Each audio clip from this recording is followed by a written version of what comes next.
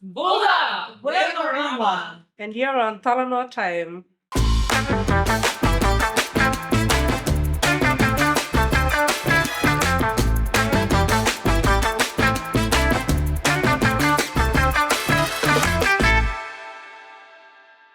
Bulavanaka, Namaste, Noia, Malalele, Talafalava, Hello Algeta, and hello everyone. Welcome to our first ever episode of Talanoa Time, your backstage pass. Here with me are the beautiful ladies from Marama, and you would have gotten the hint from my introduction about what this episode is going to be all about. Today is a very special day, and we're celebrating International Mother Tongue Day. This episode will revolve around mother tongue, culture, and also using those themes to get to know who you are, not just as a band, but also as individuals, where we are able to learn more about you, your story, your journey, and what it took to get here at this very exact moment. Are you ladies ready? Don't worry, we're slowly getting into it. This is just our first episode. So we have the whole year to cover many other different topics. And like I mentioned, today is International Mother Tongue Day, and I would really love to hear what your stories are. Dee, could you just share with us what your mother tongue is, and and specifically dive into what dialect do you speak in particular? Or if there's any other dialects you also can speak, would you be able to share that? Okay. So Bulavanaka, my mother tongue would have to be Fijian. Well, Itoke. Um, yeah, I grew up speaking Itoke at home. Um, and yeah, the dialect that I so when I was small, I would always be speaking in English. I was always that cousin, that sister that was speaking in English. But I did pick up on a dialect. But we are originally from Yasawa, but we grew up in Tavua. We grew up basically thinking that Tavua was our village. Yeah. So any holidays and stuff, we'd go to Tavua. And the Tavuan dialect and the Yasawan dialect, basically all the Western dialects are kind of similar. Not exactly the same, but quite similar, right? Yeah, and so I'm more familiar with the Tavuan dialect rather than the Yasawan dialect. Well, thank you for sharing that, Dee. Kula, what is your mother tongue, and what dialects do you speak in particular? Bula, same with the Italki, and but my dialect is, I'm from Laos actually, so it's but I hardly speak it because at home we just use the Bao dialect. Only when I'm around my father's relatives and family, then I can try and speak it. But apart from that, I just speak English and Bao dialect. That's about it. You, oh, okay. Naomi, would you want to answer that question as well? Sure. Bulavnaka, I'm Naomi, and I'm from Ulimbao, Motiriki, and our dialect in Ulimbao is the Bawan dialect. Thank you, Naomi.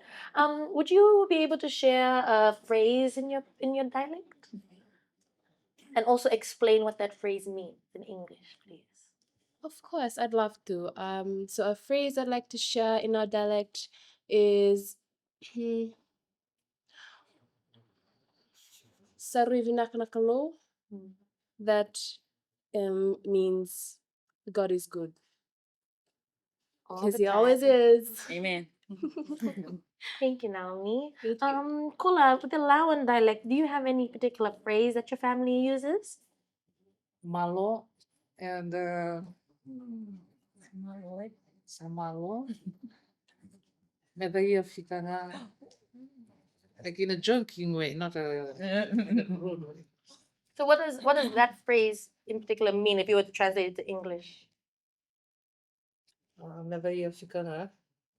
Like it takes Like if you're trying to explain to somebody that this is how it's done, you know? And then you figure out like something like that. By hook or by crook. Yeah, By hook or by crook, something by hook or by crook, it'll if it's meant to be, it's meant to be. In that sense? something like that, yeah. Something like that. Well, hopefully if some people in the comments can also help us with that. We're always open to learning. Dee, do you have any particular phrase in your dialect? Yes. I like when people go, Chia lengua. Say that slowly. Chia lengua. Hmm. Chia lengua. What does that mean? One more. One more? Dotale. My sister Elaine knows that one. So, um, it's great that you brought up Elaine because we also have Tegan, Elaine, and Marilyn. Understanding that mother tongue is for well, we had Naomi Kula and Dee answer that. With our other three sisters, it's quite a fruit salad of cultures, and there's so many languages that can be spoken at home, and what a blessing it is to have so many cultures, like a colorful household as well. I understand that many of us can speak English at home as well, but I would actually want to know what your story is in terms of languages and being with your family. Even if you could touch a bit on culture, let's have Marilyn start off. Well, I come from many places.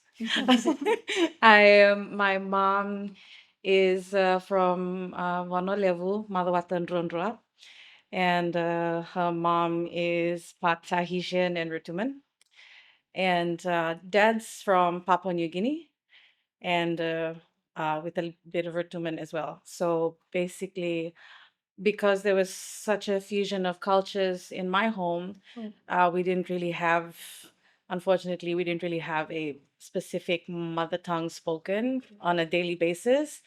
But every now and then when we have family over, there would be, it'll depend whose family, like who's home. So whenever there's just pure like the Vanuatu dialect or the Fijian going in the house, we know mom's side is home. If it's the Ratuman side, it's the Ratuman in the house, you could hear it's dad's side home. So it's just really, that was really my household. But then between me and my sisters, the three sisters that I have and my parents, the main language we spoke was just basically English though. But yeah, basically that's just how my everyday was growing up. It was just a fusion of both cultures. All those cultures that I just mentioned. But yeah. Yeah, so that's my story. Thank you so much for sharing that, Marilyn. Tegan? Yes, quite similar to Marilyn. I come from a big mixed background as well. My mom is her dad Samoan from Samoa, and her mom is Rutuman, and my dad, his dad is Chinese Fijian, and his mom is full Tongan. So at home, we definitely grew up just speaking English because but yes, both my parents can speak their mother tongue. My dad speaks fluent Italke and my mom fluent Rutuman and a bit of Samoan. But at home, my siblings and I, with our parents, we just communicated in English. But I understand a bit of the Bound dialect. Thank you for sharing that, Tegan. And finally, Elaine. Well, for me, my dad's Chinese and my mom's from Fijian. So at home we only speak English. My dad usually just speaks to us in English, and my mom she only speaks in Fijian to us when she's angry. The language of love. Language of love. um, Thank you for sharing that, Elaine. I'll also direct the second question to you.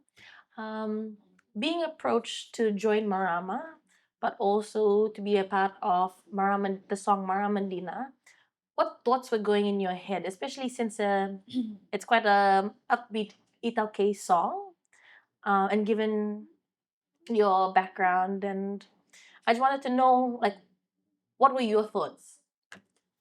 Oh, it was a mixture of thoughts. Sorry, man. it was such a privilege to be part of this amazing band with my sisters here, and to be sorry Okay. to be part of like this as a whole. It's amazing.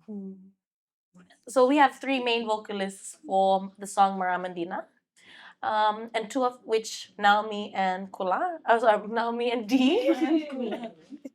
Naomi and Dee. They're based in Suva, and Marilyn, you're based in Nandi. How did you feel recording Marama and Dina in that particular setting where it was just like, oh, being approached by Cookie and the whole team? Well, I knew it was going to be a challenge because half of us are based in the West and half are based in Suva. But I didn't really think that it was going to be this difficult. So for us as a team, one thing that we have when we are separated is time to practice together. So that kind of affects our stage presence as a unit. But despite all these challenges, through each and every obstacle that we go through together, that's a side note, that's the best thing, we go through it together as a team. Despite all of that, it's just you step back and it's just this big messy thing, but then when you step back you just get to see this beautiful picture of this beautiful thing that like is created by six astonishing strong women, and it's such a privilege to be a part of that product. So yeah, it's an honor. It's an honor to be in this band. Thank So yeah. you. Kula, what does the song Mara Medina mean to you? When you hear the song, when you hear people saying, "Oh, Mara Medina is my favorite song," and also being awarded the #1 song for 2024 by FM 96. Yeah. For a woman, it's knowing your self worth and empowering other women to know their worth. Thank you, Kula. Dee, would you like to add more onto that, please? Um, What does Mara Medina mean to you? Thank you. What is Maramandina? Maramandina. Sorry. To me, Maramandina, the song, I don't know, it's such a fun, upbeat song. I don't know, I experience a lot of, well, my son loves it. Brings a lot of joy. And for me, as a woman, empowerment and just, yeah, self identity, knowing who you are as a woman. Yeah, I don't know, that Thank you. much. Thank you very much. I think to wrap up that question, we'll have Tegan for the instrumental side. I know you're the drummer, you're the heartbeat of the band. And I also remember reading in the articles that you took a break from music and then coming back and playing in a band, like a history making band, also having the #1 song again, like how I had mentioned. Like, how has this experience been for you, especially like learning the lyrics and also understanding the Italki language as well? At first, when I was approached to join Marama, I was very scared. I was really nervous because I hadn't touched the drums. I hadn't played in quite a number of years, and I was told that that I'd be paired with a really talented woman, and I was so excited. And as we started to gel together, and as time went on, I started to feel pride. Like I was proud that I could be a part of a movement that inspires women and young girls, and yeah, and it's really awesome being a part of Fiji's first ever female band, and for us to be playing an Itake song. It's really good. Thank you, Thank you. Tegan. Which brings us to our fourth question. Elaine, how did your upbringing influence your approach to music? For me, when I was a little kid, my dad used to have a band at the Warwick, which is called the Hot Shots. So every weekend he would take us there, and we would just listen to the band. So I think from there, that's where we started to love music, get involved in music. Yes, I all started from when we were like all little, me and my siblings. Mm. So when your dad was performing with Hot Shots, were they just singing English songs or were they singing songs in other languages, especially in the Italke language? Yes. Would you say that helped you learn more about the Italke language as well? Yeah, probably. Yeah. Okay. Just the beat and Yeah, everything inside. mainly in the playing part here, but yeah. Okay. I'd like to give a shout out to your dad. Hi, Dad. Hi, Dad. Oh, Uncle Love you, Kevin. Dad. Kula, how did your upbringing influence your approach to music? Yeah, it helped me appreciate music. I started off at home singing in church, playing in church, and then my auntie introduced me to secular music, and then I started to learn how to play it. My mom bought me my first guitar, and that's how my playing skills grew. And then I just wanted to play music and make music. Thank you. Thank you very much, Kola. And Naomi, I understand that you come from a musically talented family. Having your siblings also being able to sing. Could you tell us more about that, like singing in the Itake language, English, and just the whole experience, and also like how music is a way of sharing culture as well. So, I would say I was very blessed um, to have my to have family members who were really gifted um, and that I could draw inspiration from and motivation as well. Um, Having siblings that were that gifted really pushed me to be uh, to become better at this art of singing, playing the instruments. I mean, it was just as simple as doing runs and riffs at home with my brother. As a joke, we would, we'd see who could outrun the other or outriff the other. Yeah, I've seen it. I've heard it. Yeah, it gets crazy. It gets crazy. Sorry. I wish I was present for that. Oh, girl. It would have been even crazier with you there doing riffs. But yeah. Sorry. So I would say having siblings that were really gifted pushed me out of my comfort zone, made me become a better artist and musician, and be more knowledgeable in the areas of art in general, and being able to appreciate all sorts of genres as well, like finding the beauty in each style and beat and sound. Yeah. thank you, Naomi. Thank you very much for that for that answer. Big shout out to your siblings, huh? Big shout out. Shut up.